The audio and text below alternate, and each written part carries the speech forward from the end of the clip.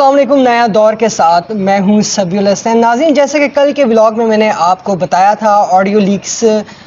Case جو supreme court میں ہے اور جسٹس امین الدین خان اور جسٹس نعیم اختر افغان کی پر مشتمل 2 رکنی بینچ نے یہ کیس سنتے ہوئے اسلام آباد ہائی کورٹ میں جو پروسیڈنگز چل رہی ہیں بشرا بی بی اور سابق چیف جسٹس میاں ثاقب نثار کے بیٹے نجم الثاقب کی مبینہ آڈیو لیک سامنے آئی تھی، اس کارروائی کو سسپینڈ کیا، اسٹے کیا تھا اس پر۔ اور میں نے آپ کو بتایا تھا کہ فیض حمید سابق DGI کی گرفتاری کے بعد یہ کیس کتنا اہم ہے۔ آج اس پہ ہم بات کریں گے۔ مختصر تحریری حکم نامہ بھی سامنے آیا ہے۔ میرے ساتھ موجود ہیں سینئر صحافی ہیں طیب بلوچ، ان سے چل کر بات کرتے ہیں۔ طیب، یہ بتائیں کہ مختصر تحریری حکم نامے میں کیا اہم ہے آج؟ جی، مختصر تحریری فیصلہ جو ہے وہ سپریم کورٹ نے جو کل گزشتہ سماعت ہوئی تھی اس کا جاری کر دیا ہے، اور مختصر فیصلہ 5 صفحات پر مشتمل ہے، اور اس میں تو زیادہ تر جو وفاقی حکومت کی درخواست تھی یا اس کی جو پریئر تھی، استدعا تھی، اس کو ہی گراؤنڈ بنایا گیا ہے، اور اس میں واضح طور کے اوپر ایک کام یہ کہا گیا ہے کہ ہم تا حکم ثانی اسلام آباد ہائی کورٹ کو اس معاملے پر مزید سماعت کرنے سے جو ہے وہ روکتے ہیں،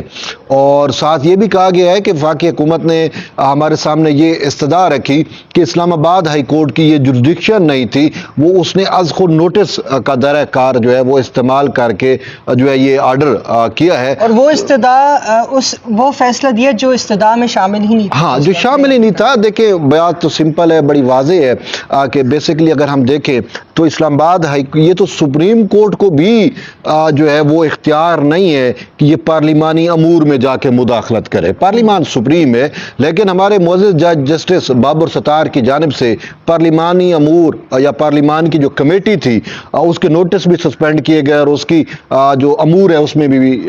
بظاہر مداخلت ہوئی، جو وفاقی حکومت نے موقف اختیار کیا کہ یہ از خود نوٹس کے دائرہ کار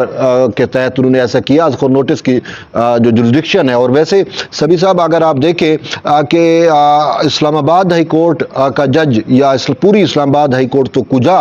از خود نوٹس لینے کا اختیار تو اب چیف جسٹس آف پاکستان کے پاس بھی نہیں رہا، ٹھیک ہے؟ اگر وہ بھی کوئی میٹر ان کے پاس آتا ہے تو وہ 3 رکنی کمیٹی ہے، اور اس میں تو اس وجہ سے اس فیصلے میں بہت زیادہ اللیگیلٹیز تھی، اور جس کی بیس کے اوپر، بنیاد کے اوپر سپریم کورٹ نے وہ فیصلہ جو ہے سسپینڈ کیا ہے اور تحکم ثانی کارروائی سے بھی روکا ہے۔ لیکن ساتھ یہ بھی انہوں نے کہا ہے کہ معذرت کے ساتھ انہوں نے کہا ہے، فیصلے میں ان کو لکھنا پڑا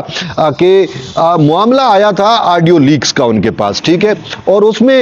جو ہے وہ بشرا بی بی نے یہ پریئر اختیار کی تھی اسلام آباد ہائی کورٹ کے سامنے کہ میری جو آڈیو ہے وہ فیبریکیٹڈ ہے، یعنی اگر میں اس کو اردو ترجمہ کروں تو شاید من گڑت ہے، یا اس میں کوئی جعلی ہے، آرٹیفیشل انٹیلیجنس ہے۔ تو پھر اس پہ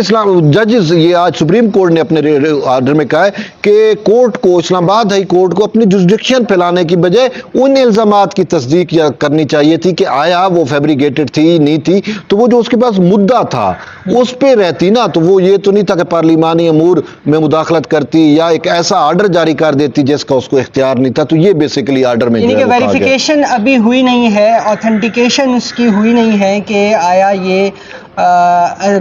جعلی ویڈیوز، جعلی آڈیو لیک انہی کی ہے، یعنی اور اس سے بڑھ کر حکام سے PTA کو بلا کر وزیر اعظم سے سوالات ان کو بھیجے گئے کہ ان کا جواب دیں، اور ساتھ ہی ساتھ موبائل فون آپریٹرز کو بھی ان سے بھی میکینزم مانگا کہ کس طرح سے سرویلنس ہوتی ہے، اور سرویلنس بالکل نہیں ہونی چاہیے۔ لیکن یہ ہے کہ اس میں آپ کو یاد ہوگا کہ جب قاضی فائصہ کے خلاف صدارتی ریفرنس آیا تھا اور اس میں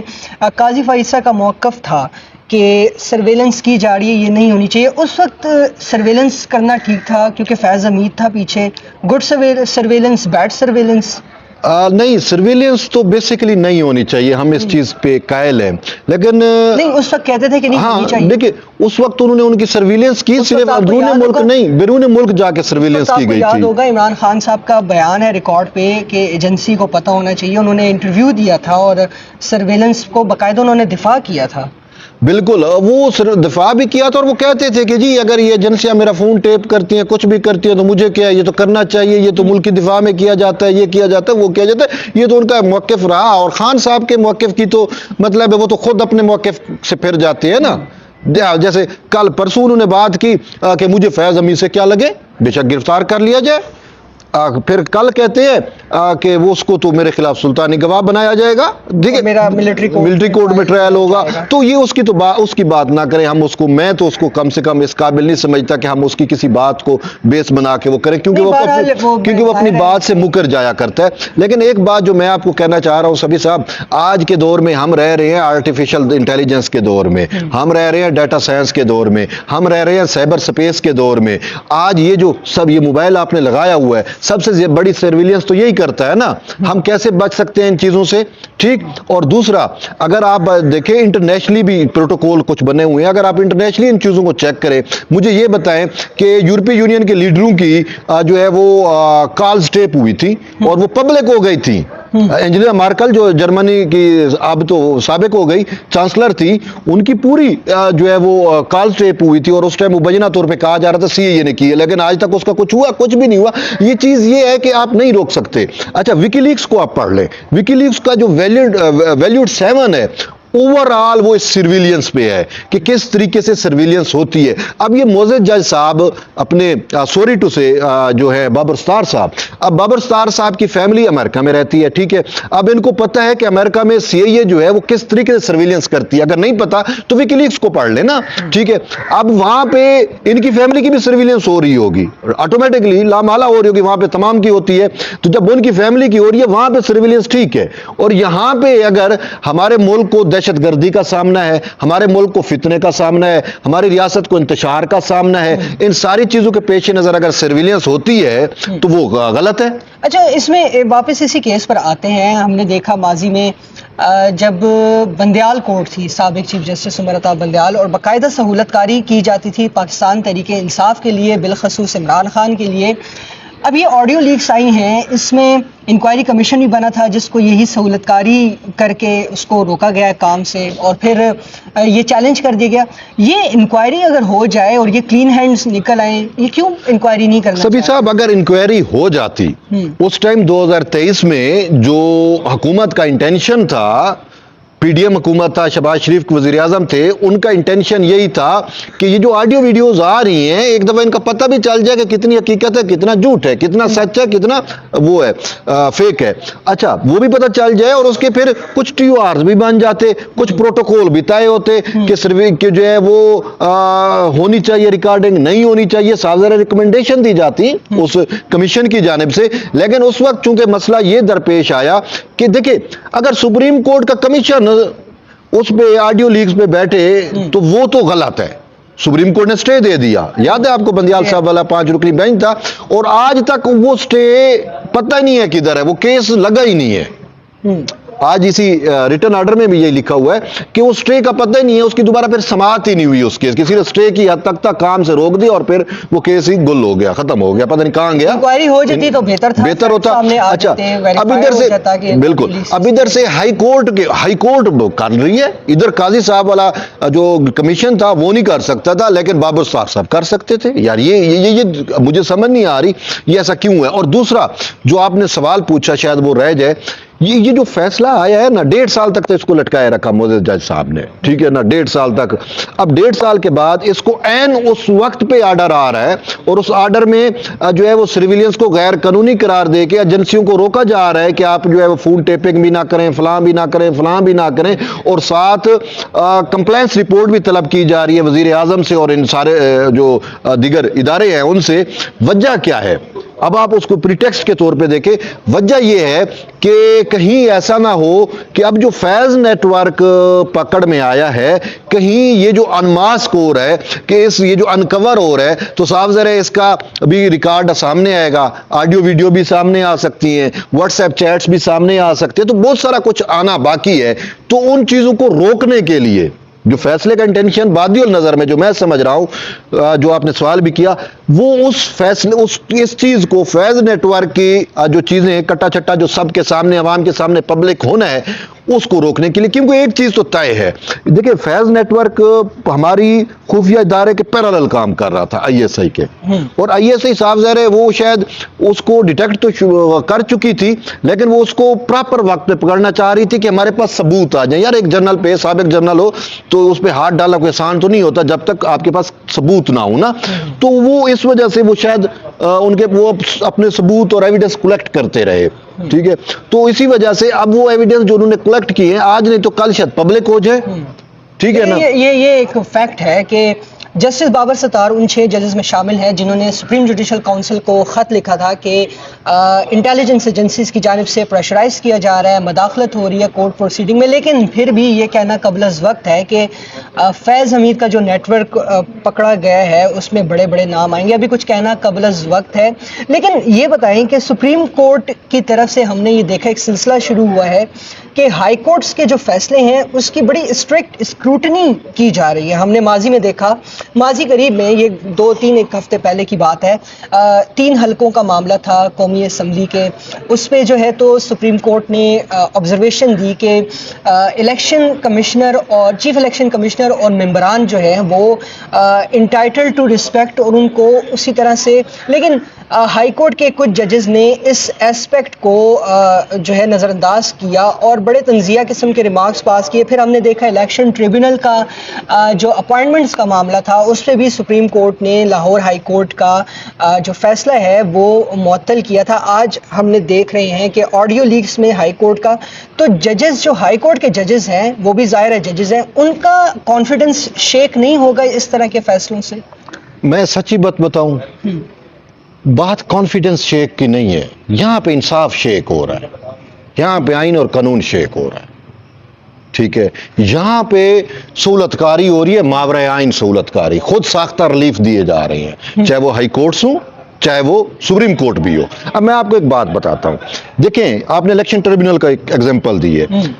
الیکشن ٹریبیونل بلوچستان میں کام کر رہا ہے، کسی بلوچستان ہائی کورٹ کو تو ایشو نہیں ہے، پشاور میں کام کر رہا ہے، کے پی کے میں کام کر رہا ہے، اس کے پی کے سندھ میں کام کر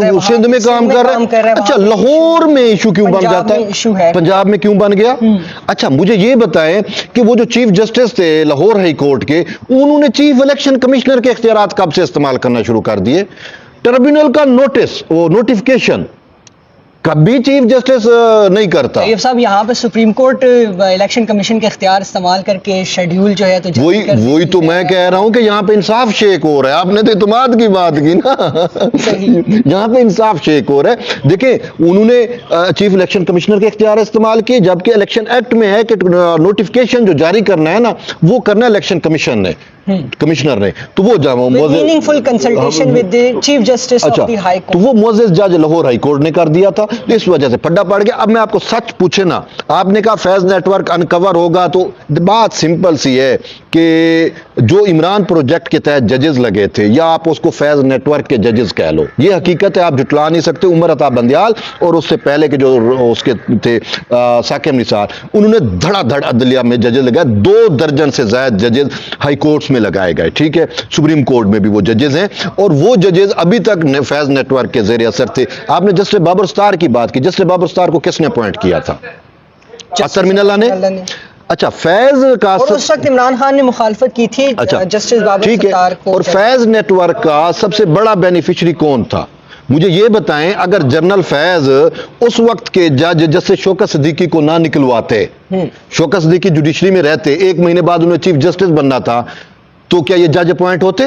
نہیں ہوتا. اطہر من اللہ صاحب سب سے بڑا بینیفیشری ہے، کیوں؟ وہ چیف جسٹس بنا شوکت صدیقی کے جانے کے بعد، اور اطہر من اللہ صاحب نے ہی ان کو لگایا. اور اطہر من اللہ صاحب اوپن کورٹ کے اندر بیٹھ کے کہہ رہے تھے کہ یہ جج میرے ہیرو ہیں جنہوں نے خط لکھا ہے. تو مبینہ طور پہ میں تو اس پہ بھی ہوں کہ اس خط کے اندر بھی جو ہے کہیں نہ کہیں فیض نیٹ ورک انوالو ہے. لیکن اب آپ نے بات کی، دیکھیں بات یہاں پہ آ رہی ہے کہ دیکھیں کوئی وہ نہیں ہے، میں نے بات افیشل نہیں ہے، نہیں وہ میں بادی النظر میں کہہ رہا ہوں، کیونکہ میں ڈاٹ کنیکٹ کر رہا ہوں نا، ٹھیک ہے نا، ڈاٹ جو کنیکٹ کر رہا ہوں، ٹھیک ہے نا، تو ہم یہی کر سکتے ہیں. بادی النظر میں نے اپنے اوپر ڈالا ہے، کسی اور پہ نہیں ڈالا. اور دوسری میں آپ کو بتاؤں کہ یہ جو آپ نے کہا نا کہ ہائی کورٹ اور سپریم کورٹ کے، اصل میں دو چیزیں ہیں. ایک سائڈ پہ جج آپ تقسیم کر لیں، ایک سائڈ پہ پاپولسٹ اپروچ والے جج ہیں، میں ان کو کسی اور کا نہیں، پاپولسٹ اپروچ جنہوں نے پاپولر ویو لیا، ہاں. ایک سائڈ پہ آئین اور قانون ہے، ٹھیک ہے. اب ہائی کورٹ میں بھی آئین اور قانون کو ماننے والے چند ججز رہ گئے ہیں یا کچھ ہیں, سپریم کورٹ میں بھی کچھ ہے. اب ہو کیا رہا ہے کہ جب آئین اور قانون والا فیصلہ ہائی کورٹ کا ادھر پاپولسٹ اپروچ والے ججز کے پاس لگ جاتا ہے تو یہ اس کو اٹھا کے باہر پھینک دیتے ہیں کیونکہ وہ ان کی ویو پاپولسٹ اپروچ پہ ہے. ٹھیک ہے نا. اور اسی طریقے سے جب ہائی کورٹ کا فیصلہ, ہائی کورٹ کے کچھ ججز کا پاپولسٹ اپروچ والا فیصلہ آئین اور قانون کو ماننے والے ججز کے ہاتھ لگ جاتا ہے تو وہ بھی اس کو اٹھا کے باہر پھینک دیتے ہیں, جیسے آڈیو لیکس والی یہ چیزیں. تو اس وجہ سے آپ کو یہ لگ رہا ہے کہ کہیں یہ جو ہائی کورٹ کے فیصلے اٹھایا کے باہر پھینکے جا رہے ہیں تو اس میں دو چیزیں یہ ہیں کہ ایک سائڈ پہ آئین اور قانون ہے, ایک سائڈ پہ پاپولسٹ اپروچ ہے. اب کچھ معزز جب آنریبل جج آئین و قانون پہ فالو ہے, کچھ کر رہے ہیں, کچھ ججز پاپولسٹ اپروچ کو فالو کر رہے ہیں, تو وہ ان کے دونوں کو دیکھنے کا نظریہ الگ ہے. اور آپ کو یاد ہوگا ماضی میں ہم نے دیکھا جب الیکشن کا معاملہ آیا تھا پنجاب اور خیبر پختونخوا میں, غالباً پنجاب کا اسپیشلی, تو لاہور ہائی کورٹ جو ہے تو وہاں پہ کیس چل رہا تھا, لیکن یہاں پہ بندیال, چیف جسٹس بندیال نے معاملہ ٹیک اپ کیا تھا, اور اس کے بعد کس قسم کا سیاسی بحران شروع ہوا تھا وہ بھی آپ کو یاد ہوگا. بہت شکریہ طیب بلوچ صاحب. تو ناظرین, کل ایک بڑا اہم مقدمہ جو ہے وہ سپریم کورٹ میں اس کی سماعت ہوگی. 9 مئی کے حوالے سے جو ملزمان ہیں ان کے کیس کی سماعت ہوگی. بینچ میں جسٹس منصور علی شاہ بھی ہیں, جسٹس سطر من اللہ بھی ہیں. اب دیکھنا یہ ہے کہ کیا ریمارکس آتے ہیں, کیا میسیجنگ ہوتی ہے, کیا کچھ کنوے کیا جاتا ہے اسٹیبلشمنٹ کو. لیکن یہ معاملہ جو ہے یہ صرف جو سویلین کورٹس ہیں اس کی حد تک ہے. فی الوقت کے لیے اتنا ہی. اللہ حافظ.